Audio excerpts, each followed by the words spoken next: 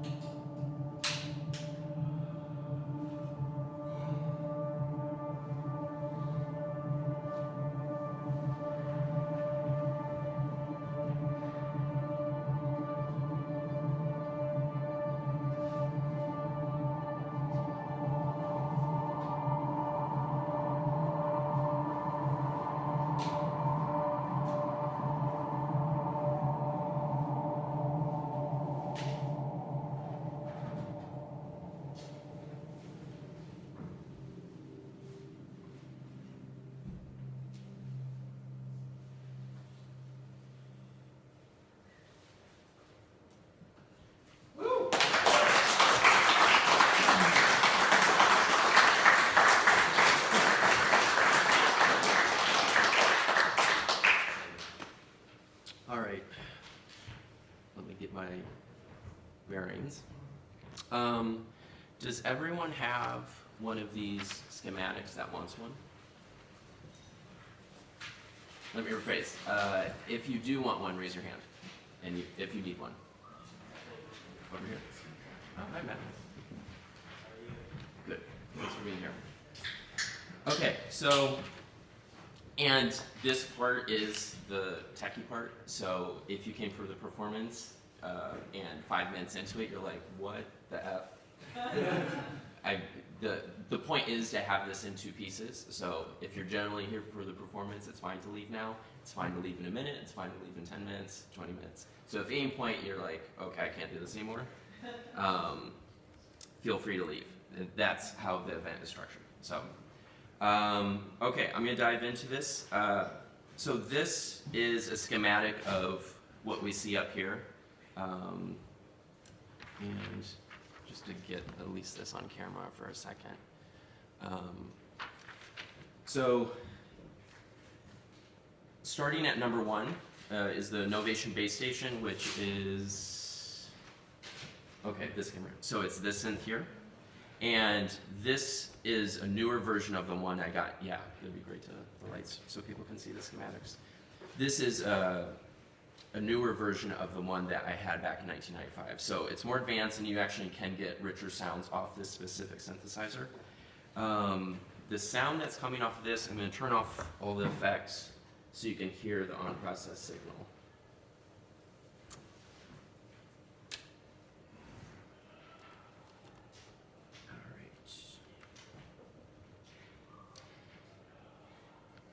So the MIDI for this, so I could be playing this. MIDI is a whole nother topic we'll take care of another time. So my laptop here is sending what keys are playing, so I didn't have to physically play the keyboard. And that's a way that MIDI is a musical instrument digital interface, and it's a way that computers can talk to keyboards and vice versa. And so there was a 4-note pad that was being sent from here to, so I didn't have to actually play it, being sent to the keyboard. And I'll send that so we can hear the raw.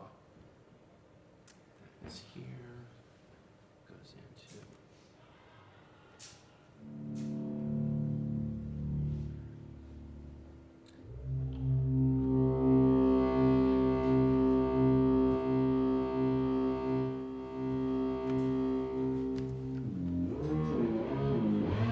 So this is the pure sound, and what is great about this is that it can be shaped quite a bit just through here. And the main knob I was turning during the performance is the frequency, which is the frequency of the filter, so it has that open-close sound.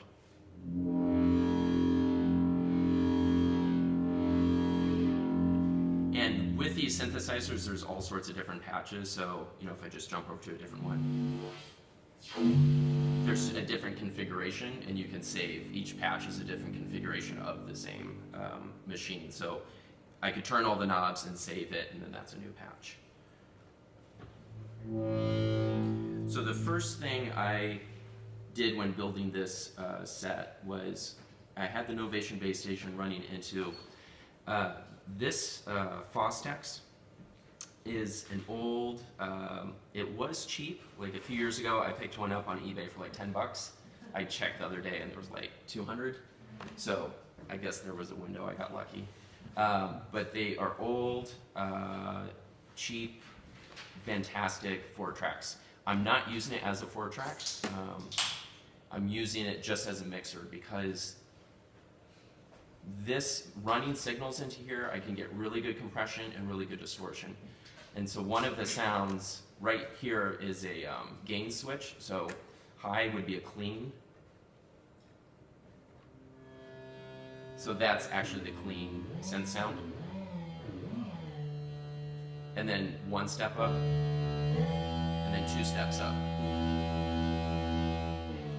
So it gets beefier, so as I add the gain. There's a million different ways that I could run through a pedal, but there's just something about this. I used it for years in the 90s when recording, and I'm used to it, and that's kind of the thing with gear is you get used to something, and you learn how to use it, and you learn how to manipulate it.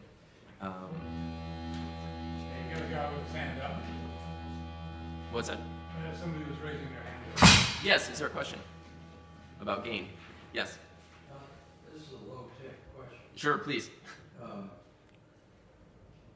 you make the performance without your hands touching the tech? Not in this configuration. I have another project where I use an EEG, like a brainwave scanner, Yeah, and so I could control it with my brain, but that's a different project. So you didn't think of that? No, so yeah, all this is manual in terms of I physically had to turn the knobs. There are some kind of self-cycling. Dan mentioned LFO, which just means it's automation, so it's a self-cycling telling a filter to go up and down. That's essentially what LFOs do.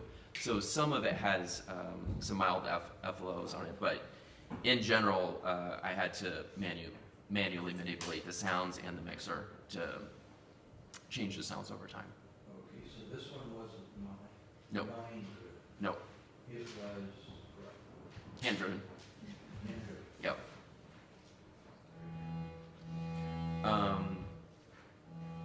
So gain. So I was increasing the gain just through this, and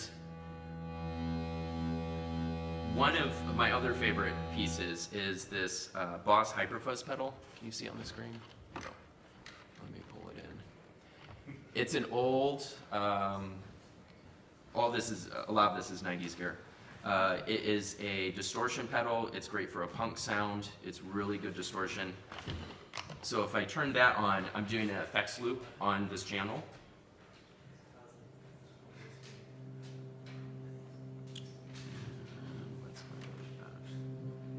Oh, there we go.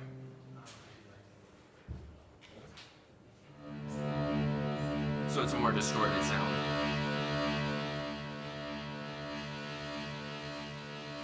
So this is the type of pedal that you'd use if you're using guitar. You know, it takes a pretty the distortion part. I'm shouting over my own machines. It takes a pretty quiet, like a guitar pluck is a pretty quiet sound, and it just, you know, has it explode. So it's kind of a mid-range distorted sound. And can you see the mixer over here? You can. Let me turn the camera slightly. I want you to be able to see this mixer. So you'll hear that the pitch goes up as the mixer goes higher.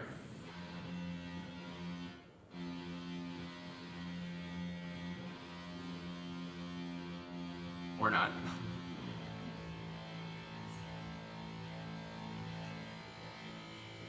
There, it gets thinner as it gets higher up. And that's one of the things that I learned about distortion signals is they often sound better if the mixer slider is pretty low. And I think it's because it's sending less of a signal and it allows the distortion pedal to shape the sound rather than the beefiness of the synth and the beefiness of the guitar pedal fighting.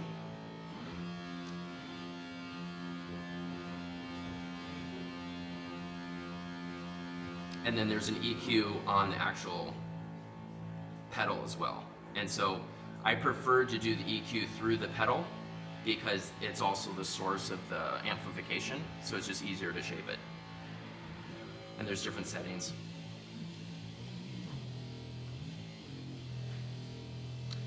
You can tell I was into really bad Cedar Rapids rock and roll before I got into techno. I usually start songs here and then clean it up and clean it up and clean it up. So this distorted signal, one of the challenges with distortion is that you lose the sub, you lose the bass. So it ends up kind of thin sounding. So all my old tracks, actually Kent mastered my first album, a lot of it was really thick mid EQ sound, this range, but there was no sub. And so one of the things I do is I could use a Y splitter, but there's two outs on this. I'm sending one signal into the mixer to get distorted, and then I'm sending this clean version of the same synth to a clean channel on my second mixer, which is the master mixer. So let me. So it's a cleaner sub sound that gets eaten away with the guitar pedal. It's just bassier, it's lower, and it's cleaner.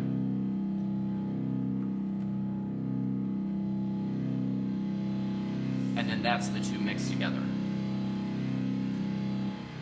So you have the distorted mids and tops. And then I'll add the sub.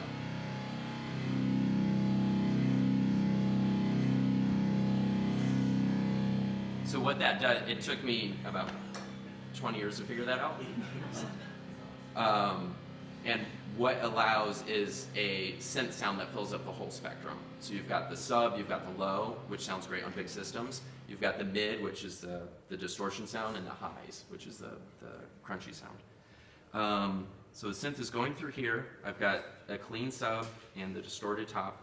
And then I'm accenting a lot of that with, move this over. Hey Jason, I have a quick question. Yes, please. So when you're mixing those two synth signals, Yes. are you constantly kind of finagling both simultaneously? There's no tie for those two together at all? Just your bassy one versus your distorted one we're having? What I do is, for this performance, I found a good level with both of them, Yeah. and then left it at that. And so as I, yeah, that's how I create the full sound. Gotcha. Yep. And let me show you on the spectrum analyzer. Is this working? Yeah. Great. Great.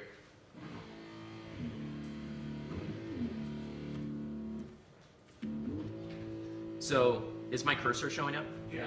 Okay, so on the lower end, this is the low end of the bassier sound. And so it has more activity. The left side of the screen is bass, and then the right side of the screen moves up to treble. And then the distorted sound, you can see it's in this higher range, and it just doesn't have subs. It's just empty over here. And so that's why I combine those two signals. Yeah, I was just curious if you were like, I could. massaging both volumes simultaneously, Yep. or if there's a way to tie them together to like a master, volume here or whatever, but just my brain. Yeah. If you were assembling it in the computer in Ableton, you could automate them where the subs could go in and out, or the mids would go in and out. On a mixer, you'd have to manually do it, but you definitely could do that in software. Or with control. Or what? Or with control. Yeah. You got control of these bass synthesizers. Yep. Absolutely. Yep. And then accenting this sound, I'm using, where are we on this? So 1 is the BassStation, 2 goes into the mixer, 3 is the pedal, and then 4 is I'm using another synthesizer over here, so you can see on the camera. This is an analog 4, and it is a keyboard without keys, and so it has to be controlled by the computer. There is a big version of it that's a full 60 key version, but I've got the smaller version. It's easier to travel with and it's cheaper. Other sounds that I'm running simultaneously as the Novation BassStation are 3 different sounds off of the analog 4.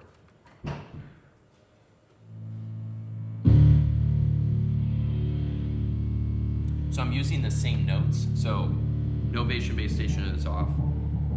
I'm using the same notes.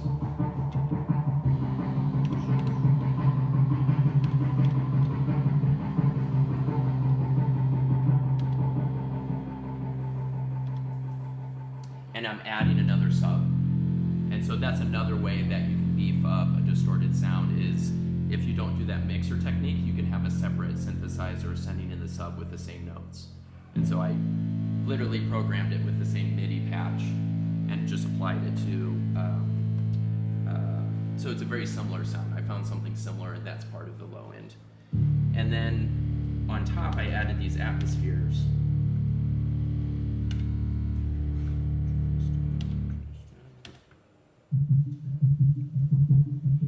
So So Dan mentioned arpeggiation, which is playing certain keys over and over, and this is just an arpeggio going over and over.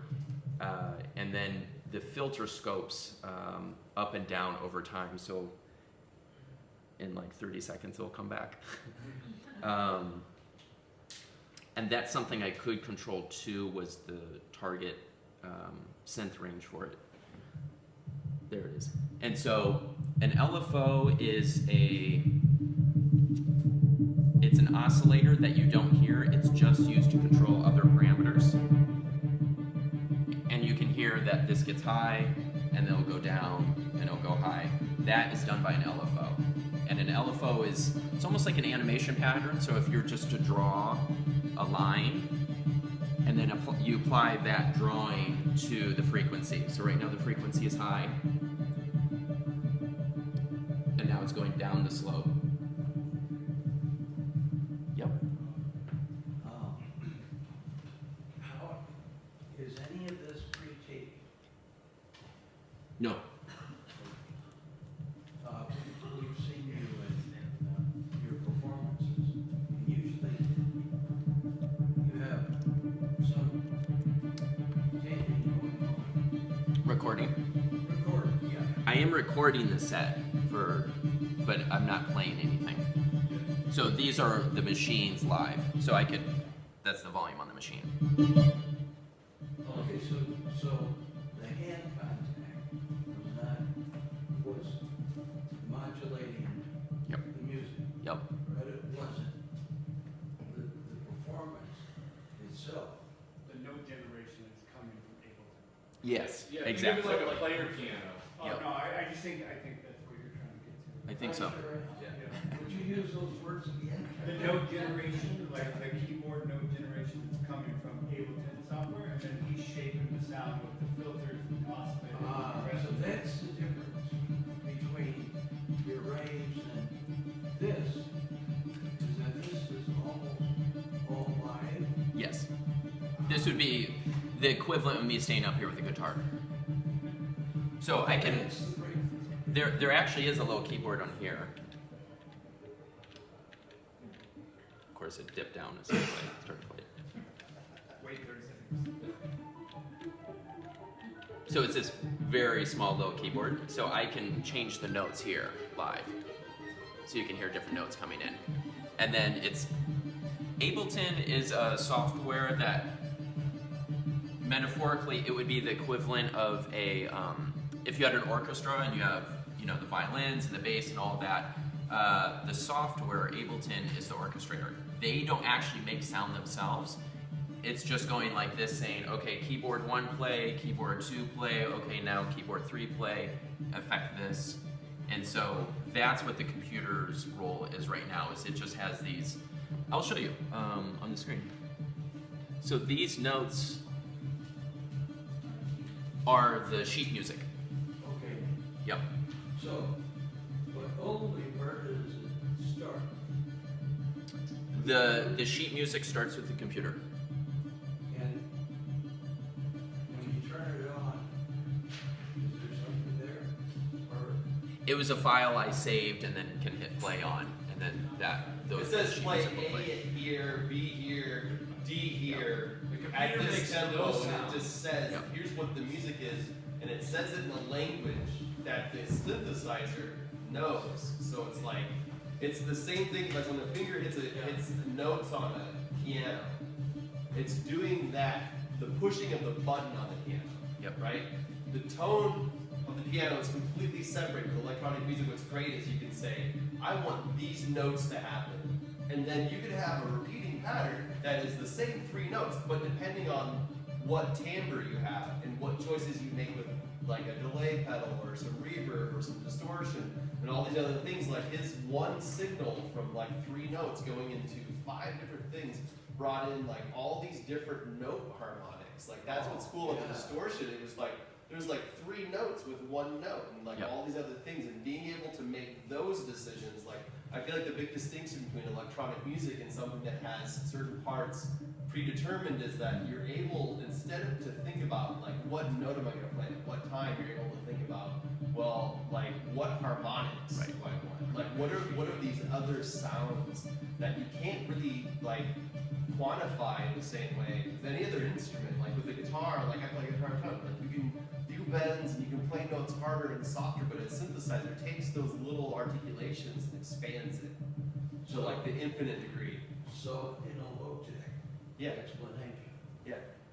down at the beginning is the people who play and do the dots. Right. Okay. Then this is the middle. Does that make sense? Mhm. Okay. So the computer is throwing in a few things, and then The notes. you're doing the rest Yep. by fading it. Exactly. Okay. Yep. The And computer's then the notation. The computer's just the notation. Yep. Have you ever seen a cell Like playing paper. piano? Cell playing piano? No. The sheet music that comes in to play the piano? Yep. It's just like, that's like what Ableton is doing. It's providing the sheet music Ah. to play the instrument, which is the piano. The piano in this case being the multiple synthesizers. And Jason's also in charge of poking the holes in the sheet music where he wants. I chose the whole. And then the next level is with your mind. Sure. Yeah, which is very uncommon. And you can actually wheel in a MIDI grand piano and control, play the same notes Yeah. on a grand piano mechanic. Right. Yep. Thank you for Yep. Great question. Thank you. Appreciate that. Yes. Please. What's the range of frequencies or periods, or whichever way you want to look at it, of your low frequency oscillators? What's the range, Yeah, frequency-wise? yeah. I'm gonna turn that one over to Caleb.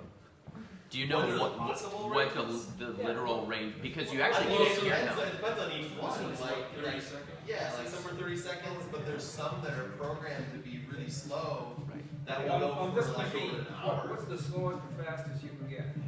The slowest LFO. Because you can make audio range. Half a cycle per minute? Yeah.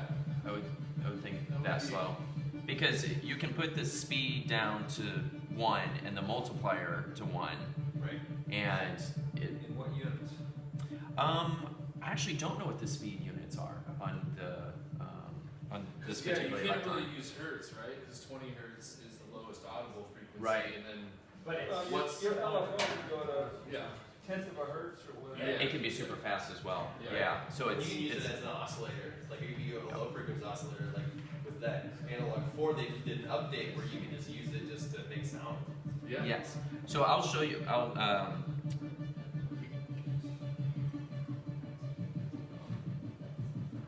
So I'm increasing the up and down of the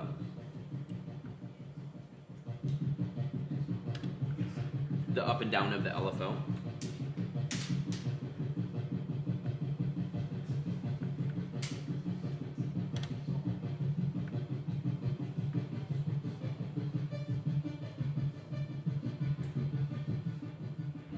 And I guess I'll add another thing. A lot Yeah. of times the LFO could have different waveforms as well. So you could have a square wave LFO, which is either on or off, in any type of waveform actually. That's when you get into frequency modulations, Right. synthesis, which is a whole other thing. But So now I've sped it up, so it's going to the top and the bottom of its cycle faster.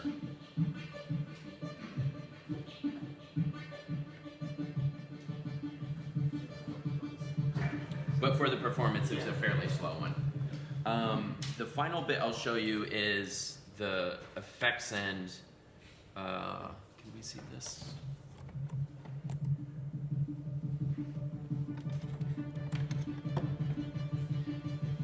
So this is a modular synthesis. Caleb will do hopefully mini demos on modular synthesis. It's essentially like this keyboard, but you make it at home, kind of. And so you choose the individual parts and you have your own synthesizer. I'm just using 2 bits here. I am using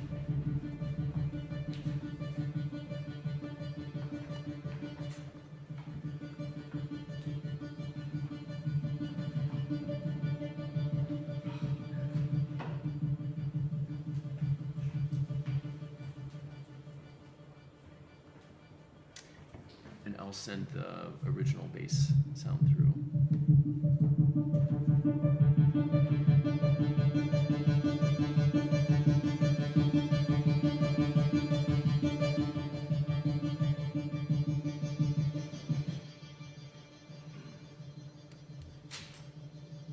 Okay, so one of the things that you can do with a lot of mixers is not send the raw sound through, but just send it through an effects loop, so you just hear the effects. And that was one of the things I was doing with this.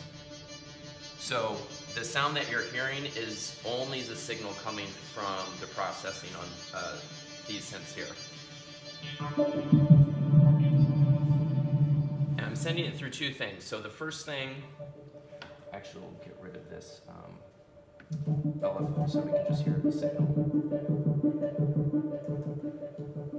So one of the reverb is this sound that makes something sound really large or spaced out, atmospheric.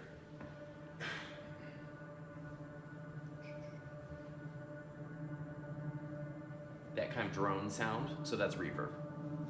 And without reverb, it's just a cleaner sound. So with full reverb, when you're doing a complex mix, reverb doesn't sound good on low bass sounds. It gets real muddy. It may sound good in headphones, but when you get on a huge sound system, it eats up, particularly if it's techno, it eats up the kick, it eats up any of the bass sounds and makes it really difficult to hear. And so what I'm doing first is I'm running the signal through a filter first, so I don't have the low end. So I'm choosing just these higher sounds.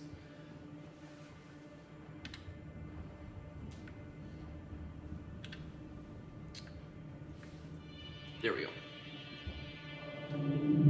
So this is the bass sound, and so I'm not using that.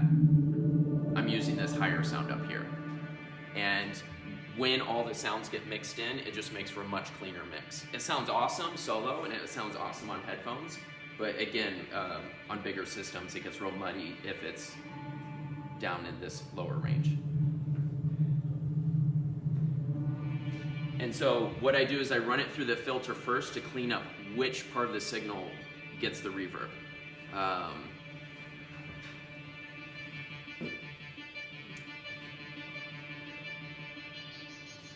So this would just be the highest bit.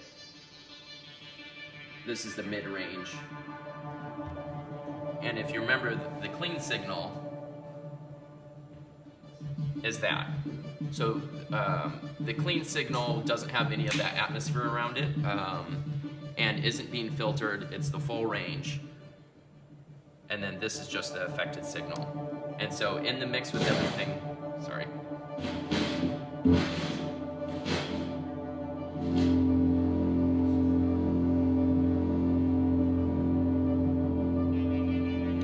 So when I added the bass sound back,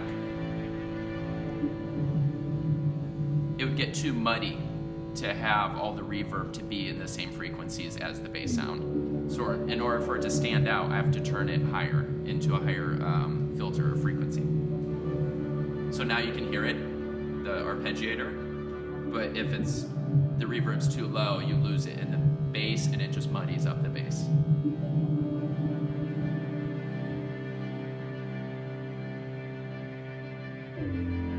I could have just brought a reverb pedal, but it was important for me to run the reverb through that filter so I could control which part of the sound became the upper atmosphere. And without that filter, it would just be the full range and I wouldn't be able to control that.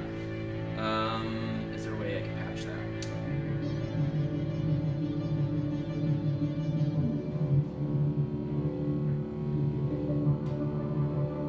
This would be a muddy mix.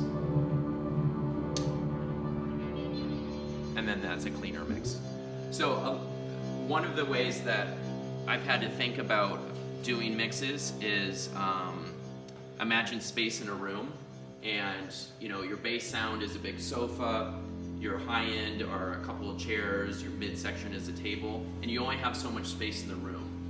You can't stack on top of each other, so it's like, okay, I need a certain amount of space for the bass for it to be clean and audible. I need a place to put the chairs, and I need a place to put the table. And if it's arranged nicely, the overall mix sounds really balanced and clean. And one of the things with the spectrum analyzer here that's helped me immensely, and this is just one way I've started to do mixes this last 2 years, and it's helped me because a lot of times the sound that's coming out of my gear is very dense or distorted or complex, and I didn't know, do I turn up the treble, do I turn up the mid? I just didn't know.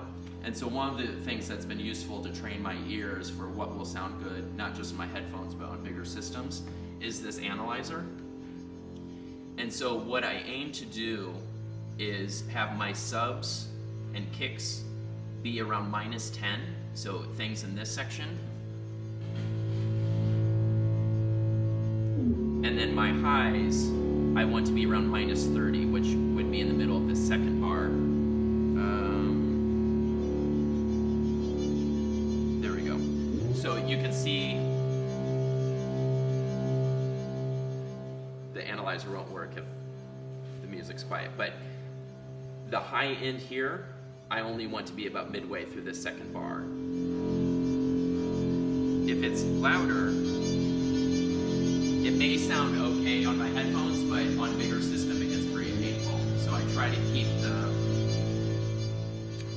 the mids and highs around -30.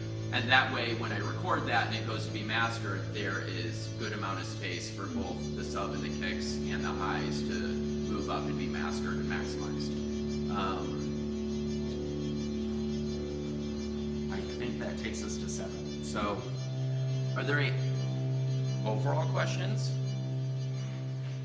I know people are able to ask questions kind of step by step. Yes? Alright, so this is kind of out there. Sure. I'm gonna preface this, but I know next to nothing about synthesis. Great, but, welcome. So one thing I noticed is that personally one of my beefs with electronic music is that it's almost like too rhythmic. Sure. Like I'm a drummer, and so like listening to it almost kind of like drives me crazy how it's like so like Yep. it's like goes through a computer, and so it's like perfectly in time. And I noticed that with yours, like it's not quite like that. Like it is, but like you kind of it was almost like the sound, like the way that I guess what I'm asking is like how do you get the sounds to kind of like fade in, fade out, like in a metric way without them like I don't know. You That's want to like humanize them a bit, you're saying, so they're not so perfect? Because you can't create drags on some of your drums, so they don't snap so perfectly on the grave.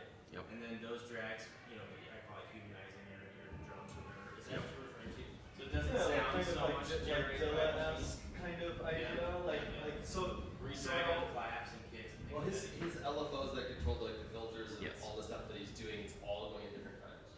So you don't set to the meter that you're working at. You just set it to like whatever, like slow it down, and every 3 or 6 bars it comes in, and it comes in at an uneven rate, and so then it creates that element that is like audibly giving your brain new information versus just like a set pattern. There's also glide rate between the notes. And if you really wanted to humanize it, you can adjust how the notes change from one. It's not a sharp bum, bum, it's not that hard. So there's a glide, there's a gradual changing of the notes, which gives it that. Yeah, I guess that's like what I'm asking. Like, is it? Do you have it like planned out so that it like the music like fades in and fades out at certain times, or does that kind of like just like does the machine do that on its own, or are you like?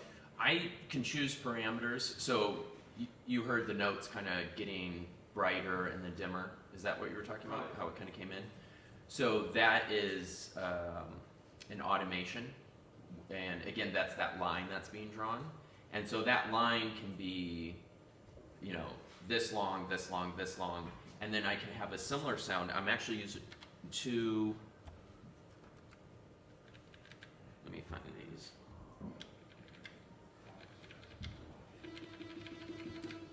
So there's this sound.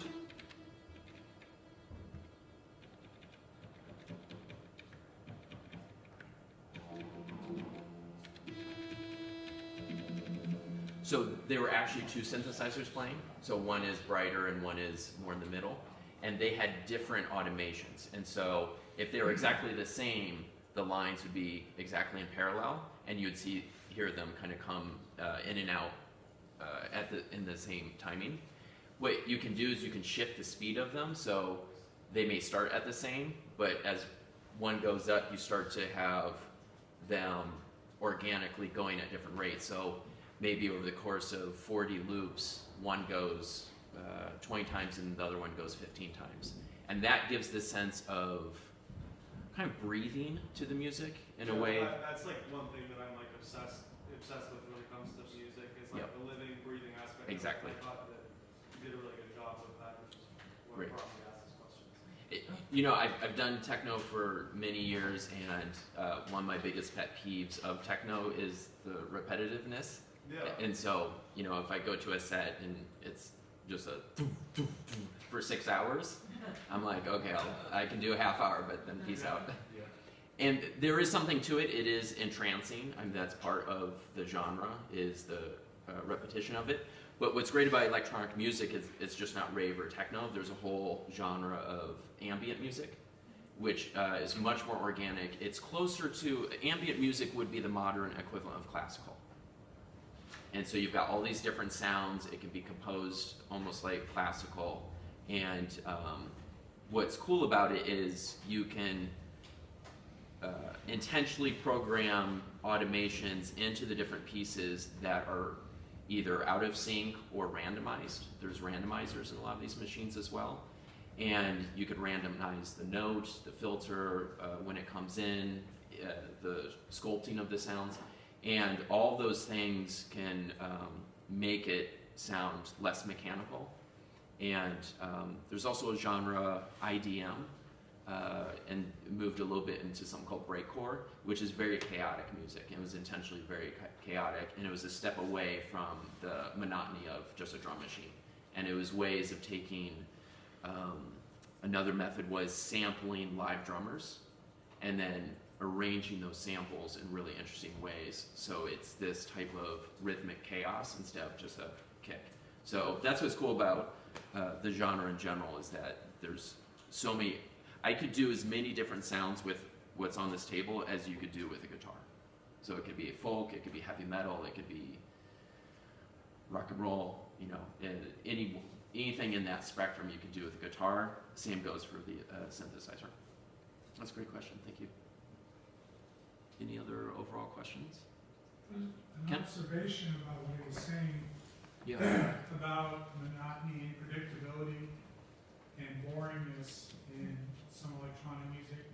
First of all, I'd advocate for techno and say that you're doing a different kind of listening, and there's just as much activity, but it may be in areas like timbre and dynamics that you're not used to listening to for variety. And you actually learn a different method of listening to it. It's also very functional music. It's for making people dance, where they're not paying attention to like the finer points of melody. You can play in some of the most famous techno tracks that are always work on a dance floor of like 2-note melodies that just repeat. But the other thing I was going to say about what he's doing and how it's organic is part of it comes just from the analog mixing, because all of those synths he tries to keep them out of each other's way, but they're constantly interfering with each other and having a dynamic effect on the sound of each other, so that it's like kind of an organic miasma of sound that comes out. And the trick, and the reason it takes 20 years to figure out how to do it, is making that sound good and not sound like mud. Right. It's taken me a long, long time to simplify my music. And so this essentially, It was really simple. yeah. Just a couple synthesizers. Yeah. Plays itself. I'm playing. See this diagram, by the way? Yeah. Touche. I'm playing just two different note sequences, two different note loops. One was the do do whatever whatever, and then the do do do do do do do do. So there was the bass sound and the high sound, and that's it. It was just those two. When I first started with music, I would have had, you know, maybe up to 8 different sounds. I would just layer stuff on and layer stuff on, and it would make sense to me because I'd gotten used to the rest of it. But as soon as I play it for someone else, they're like, "This is noise and this is garbage." And I want to thank everyone who heard those sets in the 90s and that you're still friends with me today. And some of them are here, so I'm very grateful for you sticking with it. What I try to do now is just take a few notes and process them in a bunch of different ways. And so, you know, the process here, the process here, and the process here all amplify each other because it's the same notes. And it becomes a bigger sound. And so it was really just two parts. You know, so if this were an orchestra, there was, you know, a violin part and like, you know, a bass part. And those parts got processed in all these different ways. So that's the way I try to achieve a rich sound and steer away from just something that was noisy to something that could feel organic but still big.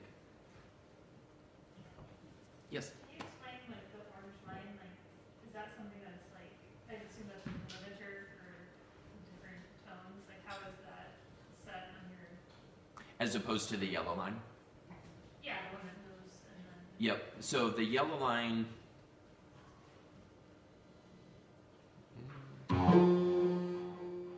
So the yellow one is the current signal coming through, and then the orange is the peak. Is that like predetermined, or is it something that you manually configure? Nope, it's just this particular plugin. So I can clear the memory, and the orange goes away. And so the orange was the highest volume that frequency got since the last time I cleared the memory. Yeah, this still, it's a PAZ frequency stereo mixer, and it's a pretty cheap plugin, and it's been really, really valuable to me. I learned it from I go to Berlin a bit, and there's an Italian artist, and he does mastering there, and he showed me this, showed me the slope, and after just him showing me that one thing completely transformed my production for the last few years. Yeah. How are you processing all these different sounds from the same synth and then at like the same time as well? Right. So on the diagram, you know, on number 1, this is the BassStation. The out on the diagram, it's a Y splitter. My Y splitter was acting funny earlier, and so I'm running 2 different outs. Let me, so you can see. Can you see this? These here? Okay, so these are 2 outs. One is the headphone jack and one's the main, so it's the same audio signal coming out at the same volume. So one of these goes into the Fostex and becomes the distorted signal, the highs and the mids, and then the same signal goes over to, let me back this up.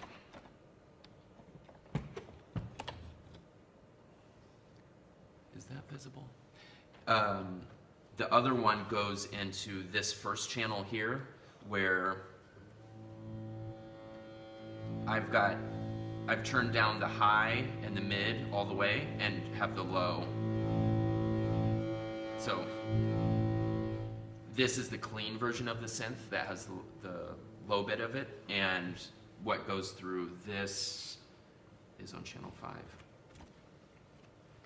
One way I like to think about it, if that makes sense to me, is say you have a train track, one train track, and you have Y splitters, and say you're sending different cars down these different tracks that have different destinations. So you have one source that's getting kind of spread out, and you know, this track's getting a different destination. You know, does that help? Maybe? So are they like different tracks in Ableton? No, it's very lo-fi. You know, a Y splitter, just a stereo Y splitter. It's a cable that splits into 2 cables. So it's the exact same signal, just splitting, and then they go to different mixers. Does that do anything to decrease the quality of the signal at all? It doesn't. I haven't experienced a hit. If there's a hit on volume, I make up for it in the mixers, but I haven't noticed any type of degradation. Yeah, synths are loud. It's not like a guitar. If you do with a guitar, it would screw it up. But right. Synths are just what about like latency issues throughout all that hardware after it bouncing all over the place? If I were playing sounds from Ableton as well, there would be latency. Yeah. It's maybe a 1/16 of a bar. And so I do encounter that if I'm playing sounds from Ableton and processing them through Now, the synths. is that significant of enough of a delay for you to It's audible. not be able to like pound keys on top of a beat or anything like that and be accurate about it? When I send it in, I can play that and record it, and it'll sound right, but when it plays back in Ableton, it's a little bit slow. But I can just grab the file and just move it over. Yeah, just move it over a 16th of a measure. But yes, latency does happen. Ableton also allows really easy delay compensation you can set up. Yeah. And if you monitor everything through Ableton, you're not going to experience any latency. Yep. Yeah, the final output is coming out of the mixer. Sometimes I use Ableton, but I just wanted it to display the spectrum, so I'm running it in through a real simple, it's like a Apogee Jam, just a mono, and that was just to get the spectrum analyzer you see on the TV. So if I unplug this, something should happen. Nope. Never mind. Just kidding. Any other questions? Hey Yes. Jason, yeah, I was wondering, I'm not getting a stereo field over here, but do you modulate panning at all? I could. I didn't with this one because a lot of most of the tracks had a little bit going through. I guess in the future we'll get like a little wheelie camera that we can. Yeah. But a lot of the signal was going through this filter. Excuse me. What the I had a cold like most of this week, and then I hit today and was so busy it just went away with adrenaline. But it's catching up. So the effects loop for this clean mixer, I call this the distorted mixer, and this is the clean mixer. It goes through a bypass filter and then a delay. The output of this delay, it's called the Erica Synths Black Hole. It's a modular company in Latvia, and I played a show there 2 years ago and visited the lab and fell in love with, and so all the pieces are Erica now. And it has a stereo output that's really rich, and so the stereo sound, I just trusted that. I could have put a pan modulation coming out of this one. This is mono, so the BassStation is mono, but the analog 4, you could, yeah. But I was running it through here anyway, so it would have been lost. Right. And a PA in a room with reverberation, panning gets lost just in the room. Yep. And if it's a big show, if it's really hard panning, people on the left side, speaker hugging on the left, will hear one thing, and then people on the right side will hear something different. Yeah, I didn't know for like recording purposes. Recording purposes, yeah. Sometimes I do that automation in Ableton, particularly if it's a mono signal, but I don't use a ton of panning because I use the stereo reverb. Yeah. And with a lot of techno, if there's too much panning on the low end, and this is left over from cutting vinyl, if there was a bouncing bass, it would pop the needle out of the vinyl track. So the low end, I have to mono it because there's all sorts of issues that can come up with too much bass. Digital, it doesn't matter as much, but that is left over from vinyl cutting. And there are ways to organically control it. If you have an XYA pad, you can control it that way, or if you have after pressure, you can route and make those signals do whatever you want. To do it in a live performance, to make it so that the computer isn't controlling those types of things, there are things that you can't use to physically do that as an individual. Yeah, that would be like doing bends on guitar strings live. You know, you're not just playing the notes, but you're doing something to create an effect. And so some of the devices he's talking about, you can physically draw on like a rubber surface. Exactly. Yep. Well, the last part of this is just an open free time where you're welcome to come up, mess around with the synths, any of the synths. You can mess around with the noise generator here, mess around with microbrew, and I'll do a clean signal through here. You know, we'll take turns in terms of the mixer.